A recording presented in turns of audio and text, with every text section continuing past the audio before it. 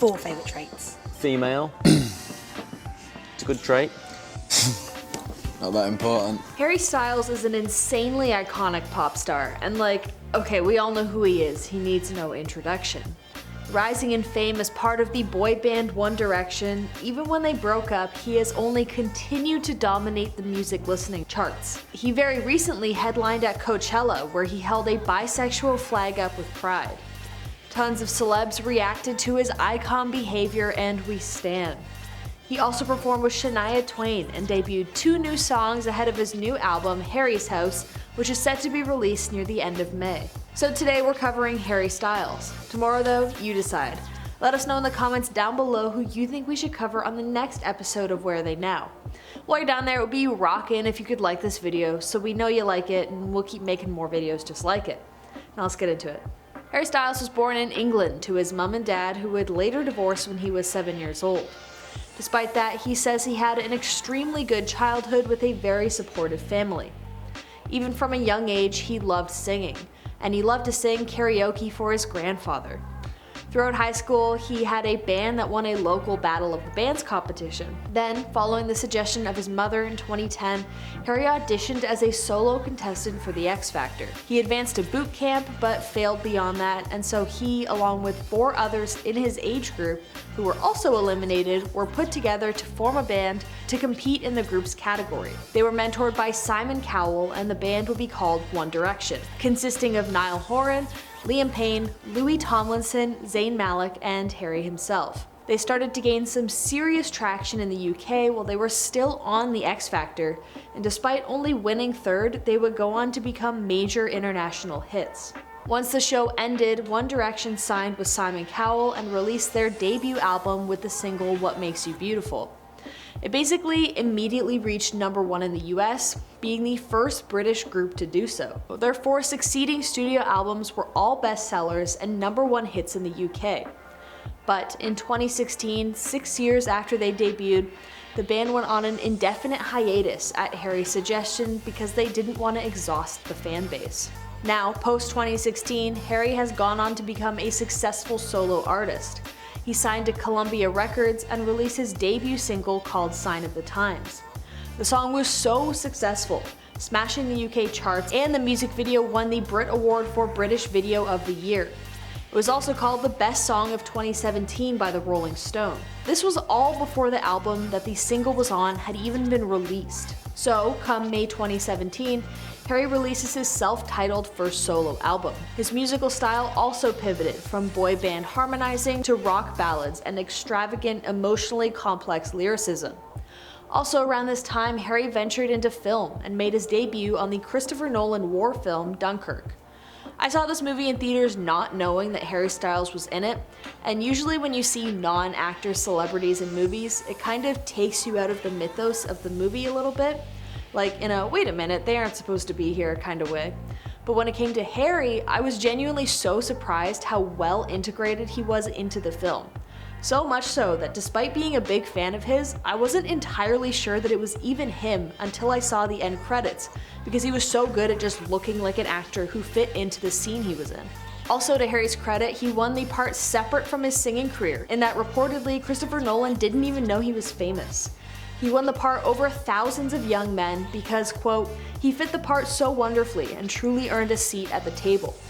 The Daily Telegraph even called his performance, quote, bright, convicted, and unexpectedly not at all jarring. In 2018, he also became the face for Gucci, which is absolutely the perfect brand for Harry's style, which is long, loose trousers and designed button-up dress shirts.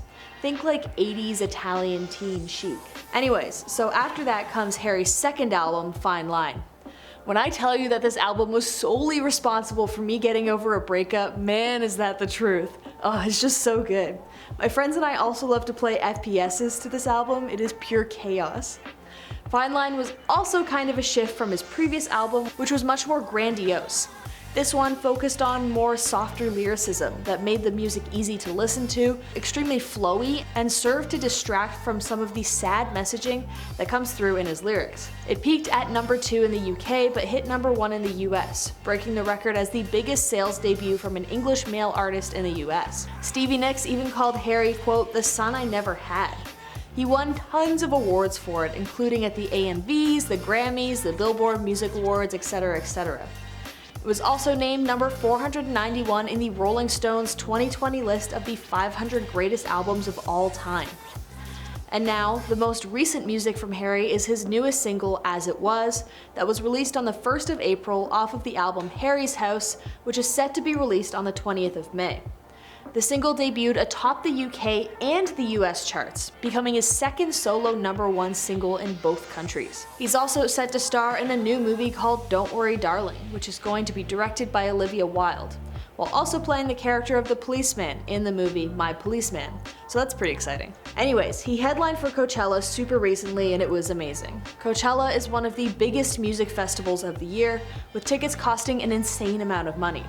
They're so expensive and exclusive that basically everyone who attends Coachella is like an influencer or micro celebrity of some kind, because ain't no way some rando 9-to-5 salaryman is getting one of those tickets. During his set on the stage, Harry was performing a song from One Direction, What Makes You Beautiful, when all of a sudden the riff for Shania Twain's Man, I Feel Like a Woman started playing. And then, who comes on the stage but the country music icon herself, Shania. Harry was wearing a low-cut jumpsuit covered in rainbow sequins, while Shania rose on a platform from behind the stage dressed in a matching sequin dress with white go-go boots. The pair danced and sang the song. It was very cute, and I would be absolutely foaming at the mouth feral if I saw it in person. At the end of the song, the two hugged before sitting on two stools. Harry said, quote, "In the car with my mother as a child, this lady taught me to sing. She also told me that men are trash. To you, for the memories you gave me with my mother, I will be forever grateful." Also during Harry's performance, he debuted 2 previously unreleased songs. One such song is the track Boyfriends, which is about boyfriends playing mind games with their partners. Before performing the song, he asked the crowd, quote, "Who had a boyfriend? Who in the audience never had a boyfriend? Do boyfriends everywhere? F you." Once again, icon. Anyways, he then goes on to play the track while waving around a bisexual flag that had been thrown onto the stage from the audience. This isn't the first time he's done this. Harry has a history of waving LGBT flags that are given to him in support of his gay and trans fans. He is also extremely outspoken of his support for individuals of all genders, many of which have credited him with giving them the strength to come out to their family members.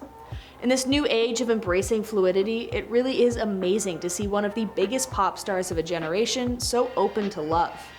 One Twitter user wrote, quote, "Harry just picked up a bisexual flag. I'm a bisexual. Harry Styles just held me in his hands." Super cute. Anyways all, how do you feel about the Shania Twain takeover with Harry Styles' set at Coachella? Let us know in the comments down below. While you're down there, if you could subscribe to this channel, that would be a tremendous help and would also let you guys know when we post our next video. Thank you so much for watching this episode of Where Are They Now? As always, I've been your host Sierra. I'll definitely be seeing you guys next time.